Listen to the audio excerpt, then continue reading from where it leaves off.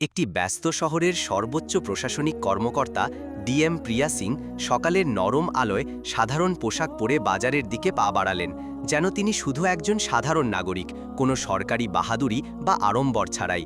তার মুখে ছিল অসাধারণ সরলতা, আর চলাচলে ছিল অটুট আত্মপ্রত্যয়, যা তাকে অন্যদের থেকে আলাদা করছিল। কিন্তু চারপাশের লোকজনের কাছে এটি লক্ষ্য করার কোনো কারণ ছিল না, কারণ কেউই জানত না যে এই মহিলাই এই জেলার শীর্ষ কর্মকর্তা।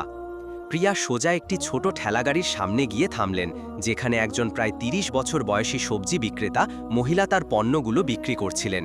প্রিয়া হালকা হাসি দিয়ে তাকে সবজির দাম জিজ্ঞাসা করতেই একটি ছোট ছেলে দৌড়ে এসে সেই মহিলাকে জড়িয়ে ধরে বলল, মা, আমাকে স্কুলে নিয়ে চলো, না হলে অনেক দেরি হয়ে যাবে আর শিক্ষক আমাকে বকবে। সবজি বিক্রেতা বললেন, বাবা, একটু অপেক্ষা করো, আমি প্রথমে এই গ্রাহকদের সবজি দিয়ে দিই, তারপর আমরা যাব। ছেলেটি জেদ করে যেতে থাকলো, না মা, এখনই চলো প্লিজ, খুব দেরি হয়ে গেছে। এই সব দেখে ডিএম প্রিয়া সিংয়ের হৃদয় গলে গেল। তিনি হাসি মুখে বললেন, আপনি আপনার ছেলেকে স্কুলে পৌঁছে দিয়ে আসুন, আমি আপনার এই দোকানটি সামলে রাখছি। সবজি বিক্রেতা একটু দ্বিধা করলেন, কিন্তু প্রিয়ার বিশ্বাসযোগ্য কথায় তিনি সাহস পেলেন। তিনি বললেন, ঠিক আছে দিদি, আমি শীঘ্রই ফিরে আসব। তারপর তিনি তার ছেলেকে নিয়ে স্কুলের দিকে রওনা দিলেন। এদিকে প্রিয়া ঠেলাগাড়ির ওপর উঠে দাঁড়িয়েছিলেন। তিনি চারদিকের পরিবেশটাকে সতর্কতার সাথে পর্যবেক্ষণ করছিলেন। ঠিক সেই মুহূর্তে একটি মোটরসাইকেল ঠেলাগাড়ির কাছে এসে থামল। তাতে চড়ে থাকা লোকটি ছিল ইন্সপেক্টর রাহুল মেহতা। তিনি নেমে একটু ব্যঙ্গাত্মক সুরে বললেন, তুই কবে থেকে এখানে সবজি বিক্রি করতে শুরু করলি? এখানে তো একজন মহিলা থাকতো, সে কোথায় গেল? প্রিয়া কিছু বলার আগেই সেই সবজি বিক্রেতা মহিলাটি ফিরে এলেন। ইন্সপেক্টরকে দেখে তার মুখে ভয়ের ছাপ ফুটে উঠল। তিনি ঝুঁকে বললেন, কি চাই ইন্সপেক্টর সাহেব, যা মন চায় নিয়ে নিন। ইন্সপেক্টর একটি অবৈধ নির্দেশ দিলেন, আধা কেজি টমেটো দে, 1 কেজি ঢেঁড়স আর আধা কেজি পটলও দিদি। মহিলাটি কিছু না বলে তাড়াতাড়ি সবজি ওজন করে দিলেন। ইন্সপেক্টর 1 পয়সাও না দিয়ে মোটরসাইকেলে উঠে চলে গেলেন। এই সব দেখে ডিএম প্রিয়া অবাক হয়ে গেলেন। কিছুক্ষণ নীরবতায় কেটে গেল। তারপর তিনি সবজি বিক্রেতাকে জিজ্ঞাসা করলেন, দিদি, উনি কেন টাকা দিলেন না? আপনি তাকে কিছু বললেন না কেন? মহিলার চোখে অসহায়তা স্পষ্ট দেখা যাচ্ছিল। তিনি ধীরে ধীরে বললেন, দিদি, কি বলবো, এই ইন্সপেক্টর প্রতিদিন এভাবেই সবজি নিয়ে যায়। যখন কিছু বলি তখন ধমকায়, বলে, আমার কাছ থেকে টাকা নিবি, এখনই তোর ঠেলাগাড়িটা তুলে দেব। আমার ভয় লাগে, যদি ঠেলাগাড়িটা চলে যায় তাহলে ঘর কিভাবে চলবে, আমার বাচ্চারা কি খাবে, তাই চুপচাপ দিয়ে দিই। এই কথা শুনে ডিএম প্রিয়া সিংয়ের মুখের রং বদলে গেল। তিনি ভিতর থেকে কেঁপে উঠলেন। তিনি বিশ্বাস করতে পারছিলেন না যে আইনের রক্ষকরা নিজেরাই আইনের উপহাস করছে। তিনি গম্ভীর স্বরে বললেন, দিদি, এখন আর এমন হবে না। আমি এখন আপনার সাথে আছি। বিচার পাইয়ে দেওয়া আমার কর্তব্য। আপনি একটি কাজ করুন, আমার নম্বরটা নিন। কাল যখন আপনি ঠেলাগাড়ি লাগাবেন তখন আপনি না, আমি সেখানে থাকব। আপনি বাড়িতে বিশ্রাম করুন, বাকিটা আমি দেখে নেব যে ওই ইন্সপেক্টর টাকা দেয় কিনা, আর যদি না দেয় তাহলে আমি তাকে আইনের শক্তি দেখিয়ে ছাড়ব। মহিলার চোখে জল ছিল, কিন্তু প্রথমবারের মতো তাতে স্থিতি আর আশা ঝলমল করছিল। পরের দিন সকালে প্রিয়া সিং একটি গ্রামের মহিলার ছদ্মবেশ ধারণ করলেন। কোনো মেকআপ ছিল না, কোনো পরিচয়ও ছিল না। সাধারণ শাড়ি পরে মাথায় আঁচল দিয়ে তিনি ঠেলাগাড়ির ওপর এসে দাঁড়ালেন। ঠেলাগাড়িতে অনেক সবজি সাজানো হলো, সব কিছু তৈরি ছিল। কিছুক্ষণের মধ্যেই সেই ইন্সপেক্টর রাহুল মেহতা তার মোটরসাইকেলে করে সেখানে পৌঁছালো। ইন্সপেক্টর রাহুল মেহতা তার মোটরসাইকেলটি ঠেলাগাড়ির কাছে লাগিয়ে কড়া দৃষ্টিতে তাকিয়ে বললেন, কি ব্যাপার, আজ আবার তুই এখানে? তুই তার কি লাগিস? কালো তুই এখানেই ছিলি, আর আজও? প্রিয়া সিং, যিনি তখনও একজন সাধারণ গ্রামের মহিলা হিসেবে দাঁড়িয়েছিলেন, ধীরে ধীরে বললেন, আমি তার বোন, তাই আজ তার জায়গায় ঠেলাগাড়ি সামলাচ্ছি। ইন্সপেক্টর একটি অশোভন হাসির সাথে বললেন, তাহলে তো তুই তোর বোনের চেয়েও বেশি সুন্দরী বেরোলি, আজ তোকে খুব মিষ্টি লাগছে। তারপর চোখ দিয়ে তাকে ওপর থেকে নিচ পর্যন্ত দেখতে থাকলেন এবং অসভ্যতার সাথে বললেন, যাক, এই সব কথা ছাড়, আমার 1 কেজি টমেটো চাই, আর সাথে একটু ধনেপাতা আর লঙ্কাও দিয়ে দিবি। প্রিয়া কোনো প্রতিক্রিয়া না দেখিয়ে সবজি ওজন করে নিলেন এবং চুপচাপ তার হাতে দিয়ে দিলেন। যেমনই ইন্সপেক্টর সবজি নিয়ে ঘুরলেন এবং মোটরসাইকেল স্টার্ট করলেন, প্রিয়া কঠোর স্বরে বললেন, দাঁড়ান, আপনি এখনও সবজির টাকা দেননি, সবজির টাকা দিন, এভাবে চলবে না। ইন্সপেক্টর বিরক্ত হয়ে বললেন, কোন টাকা? আমি তো রোজ ফ্রিতে নিয়ে যাই, তোর বোনকে জিজ্ঞাসা করে নিবি, সে তো কিছু বলে না, আর তুই আমার সামনে বেশি মুখ চালাবি না। তিনি আবার চলে যেতে লাগলেন। তখনই প্রিয়া দ্রুত গতিতে বললেন, আপনি আমার বোনের কাছ থেকে যেমনই নিন না কেন, আমার কাছ থেকে নয়। সবজির টাকা দিতেই হবে। আমাদেরও টাকা খরচ করেই সবজি আনতে হয়, আর যদি আমরা একদিন সবজি বিক্রি না করি তাহলে আমাদের ঘরের চুলা জ্বলে না। আপনার মতো লোকেরা ফ্রিতে সবজি নিয়ে গিয়ে আমাদের পেটে লাথি মারে। এই কথা শোনা মাত্রই ইন্সপেক্টরের অহংকার জ্বলে উঠল।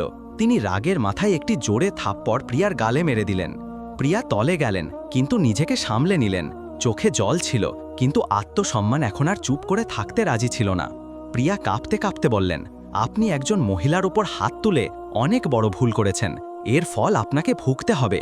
ইন্সপেক্টর আরও রেগে গেলেন, রাগে চিৎকার করে বললেন, তুই আমাকে শেখাবি? তোর এত ক্ষমতা? এখনই দেখাচ্ছি। তারপর তিনি প্রিয়ার চুল টেনে ধরলেন। প্রিয়া ব্যথায় কেঁপে উঠলেন, কিন্তু চুল ছাড়িয়ে নিয়ে বললেন, এই সব খুব ভুল হচ্ছে। আমি আপনার বিরুদ্ধে রিপোর্ট করাবো। আপনাকে সবজির টাকা দিতেই হবে। কিন্তু ইন্সপেক্টর তার ক্ষমতার নেশায় মগ্ন ছিল। তিনি বললেন, রিপোর্ট? তোর এত ক্ষমতা?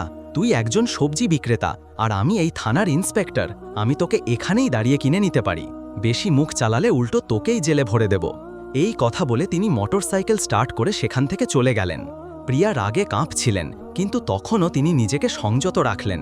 তিনি জানতে চেয়েছিলেন যে এই ইন্সপেক্টর কত দূর পর্যন্ত নামতে পারে। কিছুক্ষণ ঠেলাগাড়ির কাছে বসে থাকার পর তিনি সবজি বিক্রেতাকে ফোন করলেন এবং বললেন, এখন তুমি ঠেলাগাড়িতে চলে এসো।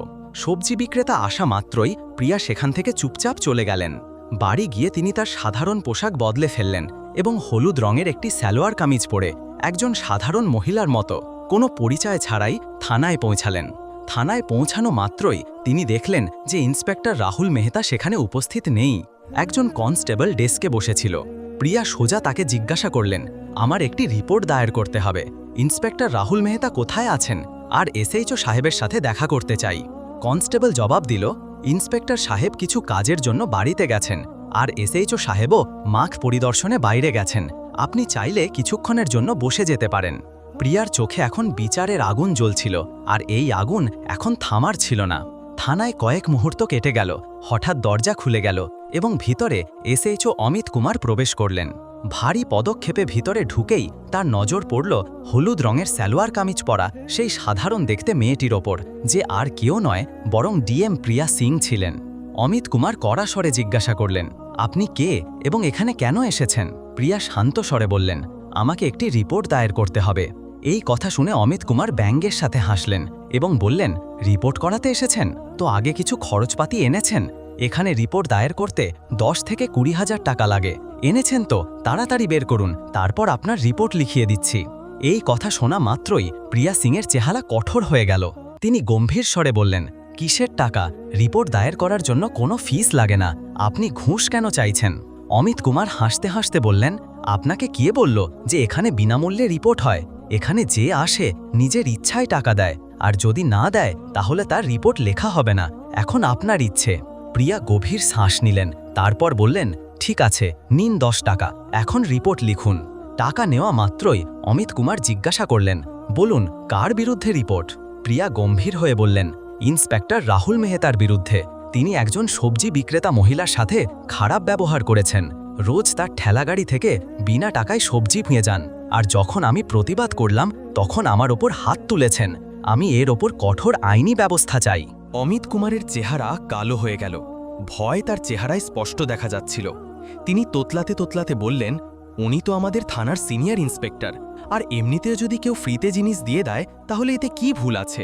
আমরা পুলিশ, একটু একটু চলে। প্রিয়া এখন সব বুঝে গিয়েছিলেন। এই সিস্টেম ভিতর থেকে পচে গিয়েছিল। এরা কেবল ইউনিফর্মের আড়ালে গরিবদের অসহায়তার ব্যবসা করছিল। তিনি কিছু বললেন না, শুধু চুপচাপ থানা থেকে বেরিয়ে গেলেন। কিন্তু তার চোখে এখন একটি আগুন জ্বলে উঠেছিল। পরের দিন সকালে ডিএম প্রিয়া সিং ইউনিফর্ম পরে গাড়ি থেকে সোজা সেই থানায় পৌঁছালেন। সাথে তার সরকারি গার্ডরাও ছিল। থানার গেটে ইউনিফর্মে তাকে দেখে পুরো স্টাফ হতবাক হয়ে গেল। ভিতরে ঢুকেই ইন্সপেক্টর রাহুল মেহতা এবং এসএইচও অমিত কুমার দুজনেই উপস্থিত ছিল। দুজনের মুখের হাওয়া উড়ে গেল যখন তারা সামনে সেই মেয়েটিকে দেখলেন যাকে তারা অপমান করেছিলেন। কিন্তু আজ তিনি একজন সাধারণ মহিলা ছিলেন না, বরং জেলার ডিএম ছিলেন। ভয় পেয়ে দুজনেই একসাথে বললেন, আপনি কে, আর এই ইউনিফর্ম কেন পরেছেন? প্রিয়ার চোখ এখন একজন অফিসারের মর্যাদার সাথে জ্বলজ্বল করছিল। তিনি গম্ভীর স্বরে বললেন, ইউনিফর্ম দেখতে পাচ্ছেন না? আমি এই জেলার ডিএম প্রিয়া সিং, আর আমি এখন সব জেনে গেছি যে এই থানায় কিভাবে গরিবদের ধমকানো হয়, তাদের কাছ থেকে টাকা আদায় করা হয় আর আইনের নামে অত্যাচার করা হয়। দুজনের পায়ের নিচ থেকে মাটি সরে গেল, ভয় তাদের গলা কাঁপতে লাগল। ম্যাডাম, আপনি কি বলছেন? যদি আপনি সত্যিই ডিএম হন তাহলে আমাদের কোনো আইডি দেখান। প্রিয়া একটিও শব্দ না করে তার ব্যাগ থেকে সরকারি পরিচয়পত্র বের করে অমিত কুমারের সামনে রাখলেন। আইডি দেখে অমিত কুমারের হাত কাঁপতে লাগল, তার মুখ থেকে সব রং উড়ে গেল। সাথে সাথে হাত জোর করে নিচে ঝুঁকে পড়লেন। মাফ করে দিন ম্যাডাম, আমি জানতাম না যে আপনি ডিএম ম্যাডাম, আমার অনেক বড় ভুল হয়ে গেছে। পেছনে দাঁড়ানো ইন্সপেক্টর রাহুল মেহতাও ততক্ষণে ভয় পেয়ে গিয়েছিল। সেও হাত জোর করে বলল, ম্যাডামজি, মাফ করে দিন, যা হয়েছে ভুলে হয়েছে, ভবিষ্যতে আর কখনো হবে না। দুজন অফিসার এখন লজ্জায় মাথা নিচু করে দাঁড়িয়েছিল, কিন্তু ডিএম প্রিয়া সিংয়ের কণ্ঠে এখন কোনো নরম ভাব ছিল না। তিনি কঠোর স্বরে বললেন, আজ থেকে তোমরা দুজনেই সাসপেন্ড। ইউনিফর্ম পরে তোমরা কি করেছো তার হিসাব এখন আইন করবে। এই জেলায় এখন গরিবদের অপমান হবে না, আর না ইউনিফর্মের আড়ালে লুটপাট। তারপর তিনি পেছনে দাঁড়ানো স্টাফকে নির্দেশ দিলেন, এদের দুজনকে তাৎক্ষণিকভাবে স্থগিত করা হোক এবং এদের বিরুদ্ধে বিভাগীয় তদন্ত শুরু হোক। পুরো থানা এখন নীরব ছিল। ডিএম প্রিয়া সিং আরও একবার প্রমাণ করে দিয়েছিলেন যে ইউনিফর্ম কেবল ক্ষমতা নয়, দায়িত্বেরও প্রতীক। ডিএম প্রিয়া সিং কঠোর স্বরে দুজন অফিসারের দিকে তাকিয়ে বললেন, তোমরা দুজনেই ক্ষমার যোগ্য ন। আজ তোমরা যা করেছ তা একজন অফিসার নয়, একজন অপরাধী করে। যদি আমি তোমাদের ক্ষমা করে দিই তাহলে তোমরা আবার সেই একই কাজ করবে, আবার কোনো গরিবকে পিষবে, আবার কোনো নিরীহের কণ্ঠকে দাবিয়ে দেবে। এই কথা বলে তিনি এগিয়ে যেতে লাগলেন, কিন্তু ঠিক তখনই ইন্সপেক্টর রাহুল মেহতা এবং এসএচও অমিত কুমার দুজনেই তার পায়ে পড়ে গেলেন। চোখে অনুতাপ এবং মুখে লজ্জা স্পষ্ট দেখা যাচ্ছিল। ম্যাডাম, আপনি একদম ঠিক বলছেন, আমরা সত্যিই ক্ষমার যোগ্য নই, অমিত কুমার বলল। কিন্তু একটি শেষ সুযোগ দিন, আমরা সত্যি সত্যি বদলে যাব। আজকের পর থেকে কোনো গরিবকে জ্বালাবো না, কারো কাছ থেকে ফালতু টাকা নেব না, এবং প্রত্যেক আবেদনকারীর সম্মান করব। রাহুল মেহতাও মাথা নিচু করে বললেন, আমাদের মাফ করে দিন ম্যাডাম, ওয়াদা করছি যে আবার এমন ভুল হবে না, আর যদি হয়েও যায় তাহলে আপনি আমাদের সাসপেন্ড নয়, সোজা জেলে পাঠিয়ে দেবেন। প্রিয়া সিং কিছুক্ষণ চুপ করে থাকলেন, তার চোখ দুজনের ভেজা চোখ এবং ভয় পাওয়া মুখের ওপর স্থির হয়ে রইল। তারপর তিনি গভীর শ্বাস নিলেন এবং গম্ভীর স্বরে বললেন, ঠিক আছে, আমি তোমাদের ক্ষমা করছি, কিন্তু এটা শেষ সুযোগ।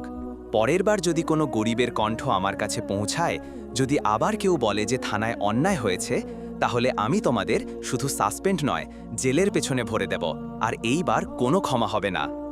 দুজন অফিসার মাথা নিচু করে নিলেন। তাদের আত্মসম্মান চুরমার হয়ে গিয়েছিল, কিন্তু এখন তাদের মধ্যে শুধরানোর একটি সত্যিকারের ঝলক ছিল।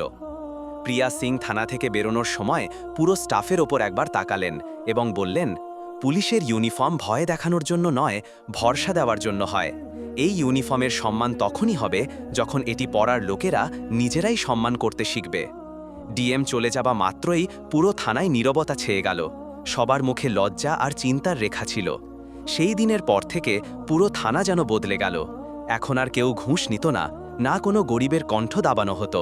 প্রত্যেক আবেদনকারীর কথা শোনা হতো, রিপোর্ট বিনা টাকায় দায়ের হতো, আর রাস্তা থেকে বাজার পর্যন্ত সব জায়গায় পুলিশকে মানুষের সাহায্য করতে দেখা গেল। সবজি বিক্রেতা মহিলাটিও তার ঠেলাগাড়িতে হাসির সাথে বসতেন, কারণ এখন তার কারো ভয় ছিল না। এই গল্পটি আমাদের শেখায় যে সাহস এবং সততার চেয়ে বড় কোনো শক্তি নেই। যদি কোনো পদে থাকা ব্যক্তি অন্যায় করে, তাহলে তার ইউনিফর্ম নয়, তার কর্ম কথা বলে। আর যখন সত্যি বলার মানুষ উঠে দাঁড়ায়, তখন পুরো সিস্টেম বদলে যেতে পারে।